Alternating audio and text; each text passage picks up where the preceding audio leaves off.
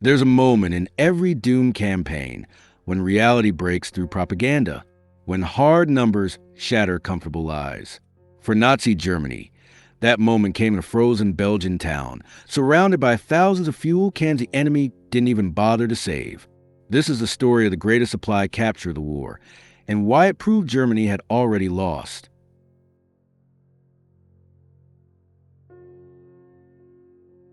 The worst sound in war isn't gunfire. It's silence. Joachim Peiper heard it on the morning of December 17th, 1944.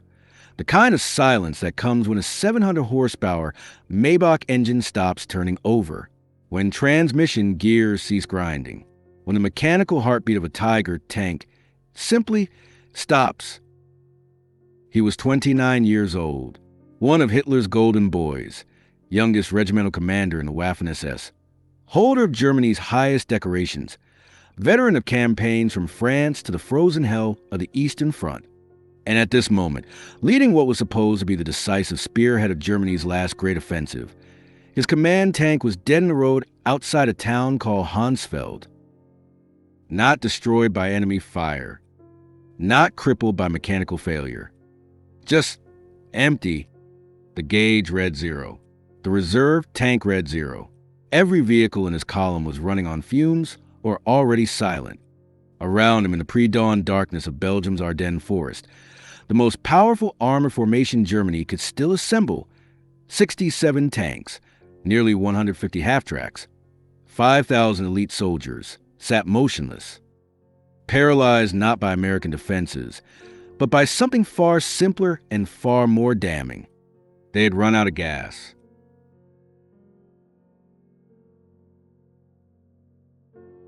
Let's rewind 3 days.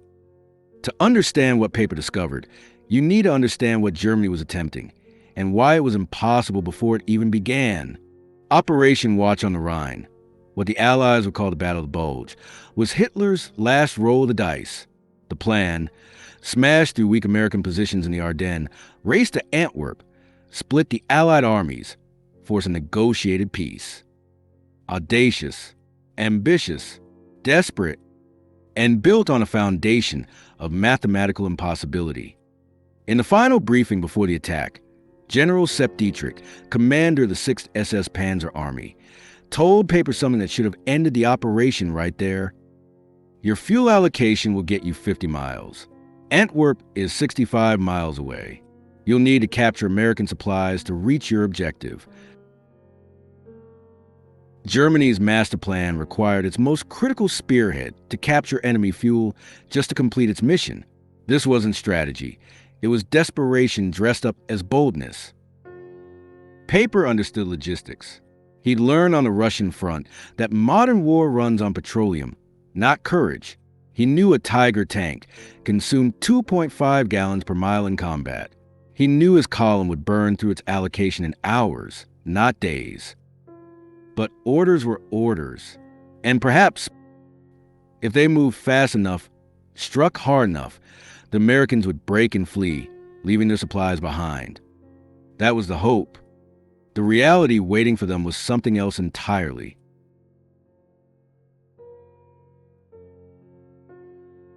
December 16th. The German artillery barrage announcing the offensive was impressive. Thousands of guns firing in coordinated fury. It used more ammunition in 2 hours than some entire German operations had expended earlier in the war. It was also a lie. The barrage was designed to look overwhelming, to create the impression of unlimited German power. In reality, it was burning through reserves Germany could barely afford, masking shortages that extended to every level of the operation.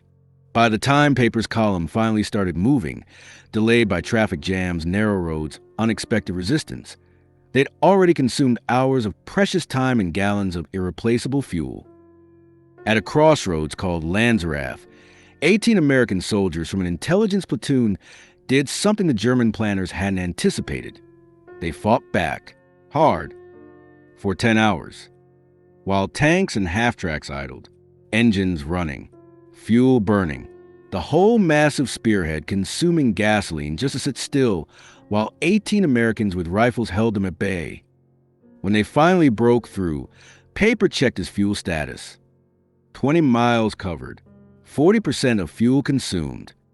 They were burning through their allocation twice as fast as planned. At this rate, they'd be empty long before reaching anything strategic. But then, through the morning fog ahead, Peiper scouts reported something that changed everything. An American supply depot, abandoned, and it was full.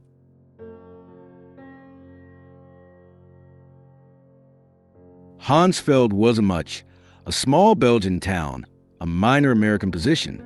The 99th Infantry Division had used it as a forward supply point. Nothing major, nothing strategic, just a temporary fuel dump. But as Peiper's men moved into the abandoned American positions, they found something that stopped them in their tracks. Fuel, mountains of it. Jerry cans, the distinctive 5-gallon containers, stacked in pyramids that stretched across the depot, row after row, stack after stack. More fuel in this one forgotten depot than most German divisions had seen in months. Peiper walked through it slowly, his adjutant counting cans, calculating volume. 50,000 gallons. His men started cheering. Officers embraced. This was salvation. Enough fuel to reach the Meuse, maybe even Antwerp. The offensive could continue. Germany might still pull off a miracle. But Peiper wasn't celebrating. He stood among the jerry cans with a strange expression on his face, something between wonder and horror. Because Peiper was smart enough to ask a question his celebrating soldiers weren't asking. Why did the Americans leave it?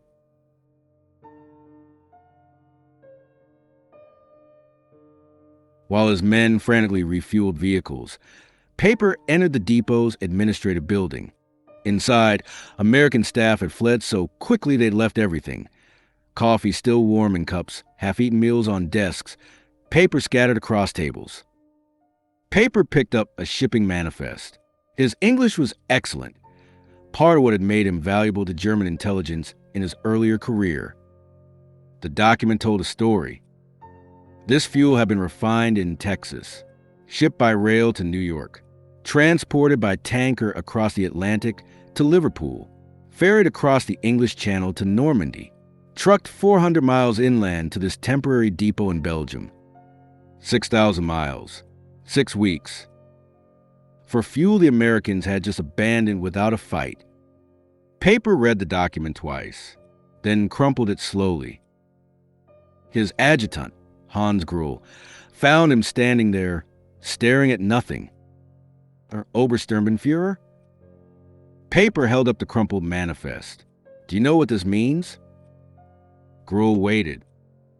This fuel traveled 6,000 miles. The Americans brought it across an ocean, through France, to this forgotten depot. Then they left it because it wasn't worth defending.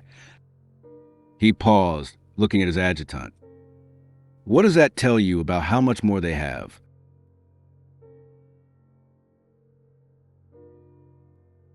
While Peiper was processing this realization, one of his soldiers found something else in the abandoned American positions.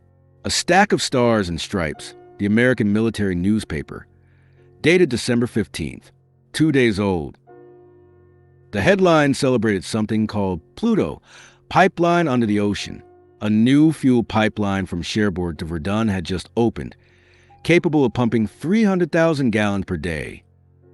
300,000 gallons daily from one pipeline. Peiper had just captured 50,000 gallons, enough to save his entire operation, and the Americans had a single pipeline delivering 6 times that amount every single day. The newspaper also contained production statistics. America had produced over 1.8 billion barrels of oil in 1944. Germany, including all synthetic production and captured Romanian fields, had managed 33 million barrels. The math was simple and devastating.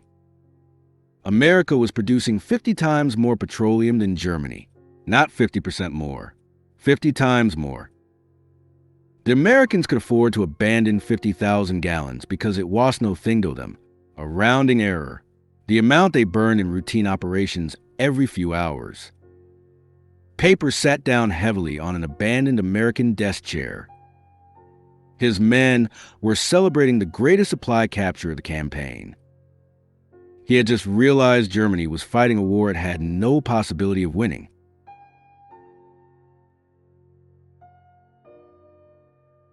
By December 1944, Germany was attempting to wage mechanized warfare while running on fumes.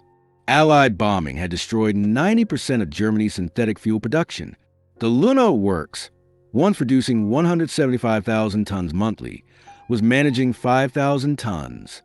The Luftwaffe was grounding aircraft. U-boats were conserving fuel by running on batteries. German civilians hadn't seen private automobile traffic in 2 years. Meanwhile, the American petroleum industry was operating at such overcapacity that companies were experimenting with new products simply because they had excess crude to refine. The East Texas oil field alone produced more petroleum than all of German-occupied Europe combined. One American oil field, more than all of Nazi-controlled Europe. But it wasn't just production, it was an entire system. Americans had built pipelines under the English Channel. They operated a truck convoy system, the Red Ball Express, that moved 12,500 tons of supplies daily. They were consuming 1.2 million gallons of fuel per day at the front and receiving 1.4 million gallons. They were building reserves while fighting. Germany was measuring fuel by the liter, rationing every drop, planning operations around fuel scarcity. America was burning millions of gallons and accumulating surplus. This wasn't a war. It was a mismatch so profound it bordered on absurdity.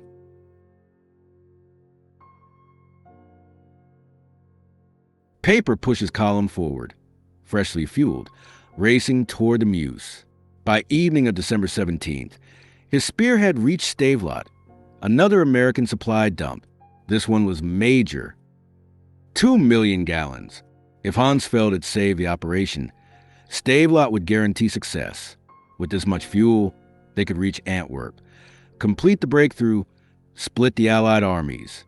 Peiper's lead tanks were approaching when his scouts reported something strange. Smoke, not from battle, from the depot itself. As his column closed in, the reality became clear. The Americans were burning it.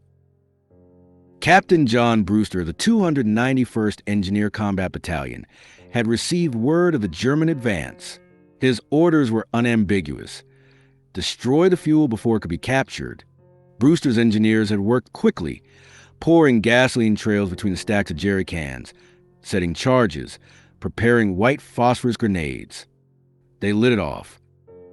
The explosion was visible for miles. A fireball erupted hundreds of feet into the air. Within minutes, 15 acres of fuel depot was engulfed in flames. Peiper's tanks arrived to find inferno. 2 million gallons burning, enough fuel to power his entire division to Antwerp and back, going up in smoke because the Americans preferred to destroy it rather than let Germans have it. One of Peiper's officers described the moment.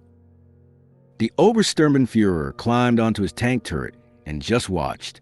For 5 minutes he said nothing. Then he climbed down and said to me, "They can afford to burn 2 million gallons just to deny them to us. We're counting drops and they're burning oceans. What are we even doing here?"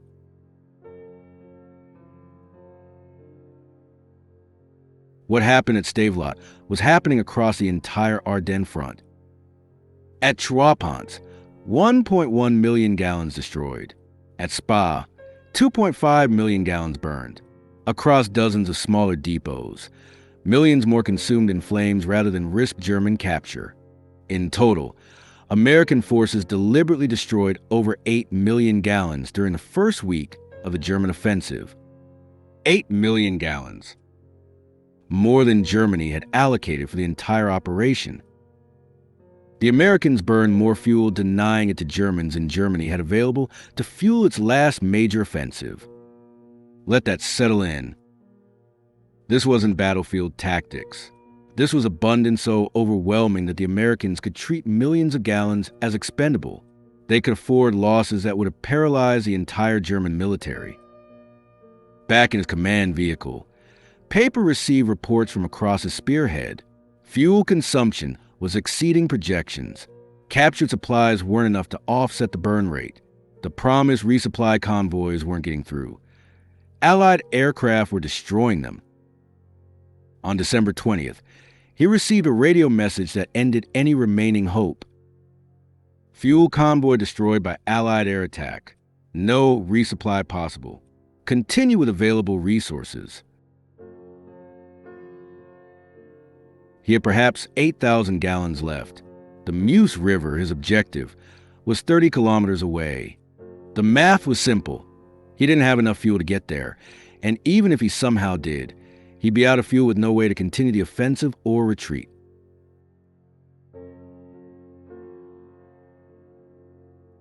By December 21st, Camp Peiper was surrounded at La Glise, completely immobilized.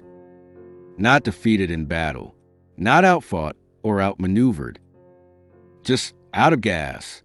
39 tanks and assault guns sat perfectly operational, crewed by experienced soldiers, loaded with ammunition, and completely useless. The American forces surrounding Peiper, the 30th Infantry Division, 82nd Airborne, 3rd Armored Division, had received their fuel allocation for that day, 340,000 gallons combined. Peiper had perhaps 1,000 gallons for his entire force. On the night of December 23rd, Peiper made the only decision left: abandon everything and escape on foot. His men drained the last fuel from their vehicles, maybe 200 gallons total, destroyed their tanks and equipment, and slipped through American lines in small groups. Of 5,000 elite soldiers who began the offensive, about 770 returned. They left behind millions of Reichsmarks worth of equipment, Germany's best tanks, newest weapons, irreplaceable vehicles, all destroyed by empty fuel tanks.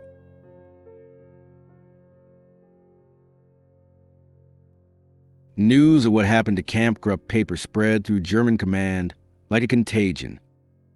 Officers who heard the reports couldn't believe them at first. The Americans had burned how much fuel? They destroyed 8 million gallons rather than risk it being captured? Field Marshal Walter Model received the intelligence reports on December 26. His chief of staff recorded his reaction. The field marshal read the numbers twice. Then he said quietly, "We're not fighting the same war they are." He was right. Germany was fighting a 1940s war with 1930s resources. The Americans were fighting with an industrial capacity that belonged to the future. Hitler, when informed, rejected the reports as propaganda. He insisted the numbers were impossible, that the Americans were exaggerating to demoralize German troops. But the soldiers who'd been there knew the truth. A Gefreiter named Wilhelm Hoffmann wrote a letter home, intercepted by censors. "We measure fuel by the liter and guard it like gold. The Americans measure it by millions of gallons and burn it like trash. How do you fight an enemy that can waste more than you can produce?"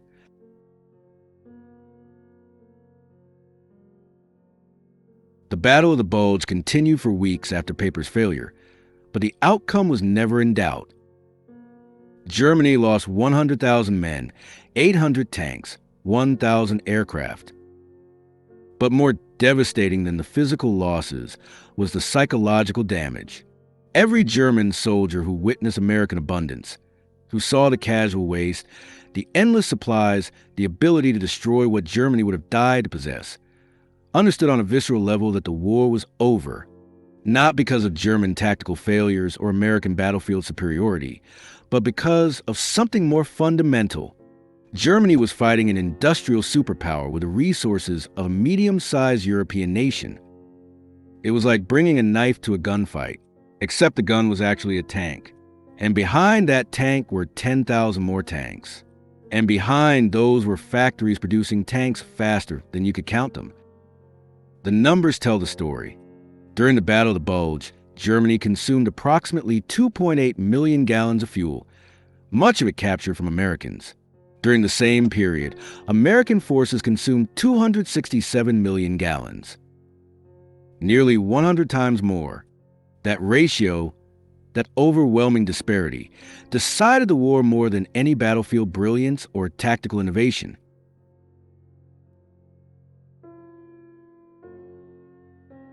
Today, in the Belgian town of L'Église, there's a museum. In front of it sits Joachim Peiper's Tiger tank, still positioned where it ran out of fuel on December 23, 1944. The fuel gauge still reads empty. In 1984, 40 years after battle, veterans gathered there, both German and American.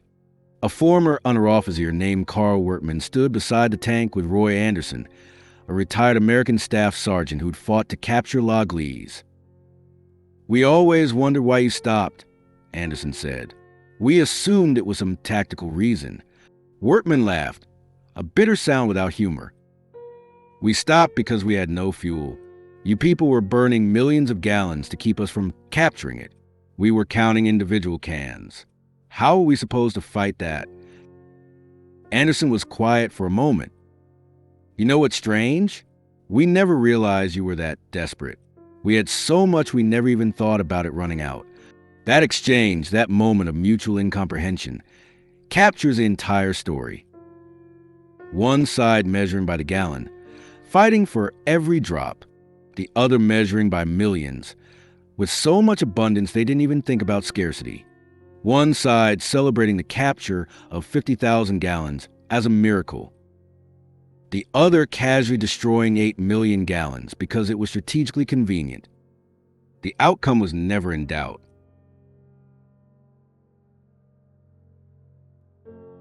Joachim Peiper survived the war. He was tried for war crimes, the Malmedy massacre, and imprisoned until 1956. He lived quietly in France afterward until 1976, when he was murdered at his home by unknown assailants, presumably revenge for his wartime actions. But in 1967, a historian named Henry Lyman interviewed him about the Ardennes offensive. Peiper's response captured something profound. Finding that fuel depot at Hansfeld was the worst moment of the campaign. Not the fighting, not the retreat. That moment when we discovered 50,000 gallons, enough to save us, and realized it meant nothing to the Americans. That's when I understood we'd lost. Not just the offensive, the entire war. He paused and added, "We captured what we thought was a treasure. We discovered it was their pocket change. How do you win a war against an enemy for whom your greatest victory is their rounding error?" That's the lesson. In industrial warfare, in total war between modern nations, the side with the most resources doesn't just have an advantage, they have inevitability. German soldiers were brave. German tactics were often superior. German equipment, when it worked and was fueled, could be excellent. None of it mattered. Because Germany was fighting with drops while America had oceans. The Battle of the Bulge was Germany's last offensive. Its failure was encoded in empty fuel gauges, in the gap between what one side possessed and what the other could afford to burn. 50,000 gallons. For Germany, a miracle that might save the campaign. For America, a loss so insignificant they didn't bother to defend it. That difference, that impossible, overwhelming disparity, decided everything. The Tiger tank in L'Église sits silent. Fuel gauge on empty, a monument to the moment when tactical excellence discovered it couldn't defeat industrial abundance. When Germany learned it was fighting not just an enemy army, but an entire empire production. When 50,000 gallons revealed a truth that shattered the last illusions of victory. The war wasn't lost on battlefields. It was lost in oil field, refineries, and pipelines. In the arithmetic of abundance versus scarcity. In the simple, devastating fact that America could waste more than Germany could produce. Peiper discovered this truth surrounded by jerry cans in a frozen Belgian town. 50,000 gallons that should have saved him. Instead, they revealed his doom. Wars aren't always won by the bravest soldiers or the best tactics. Sometimes they're won by the side with the most fuel. If this story changed how you see World War II, please like and subscribe. Share this video to spread the understanding that the real weapons of war aren't just guns and tanks, Their factories, oil wells, and the massive industrial machinery that keeps armies moving. The Battle of the Bulge wasn't lost on the battlefield. It was lost at the fuel pump.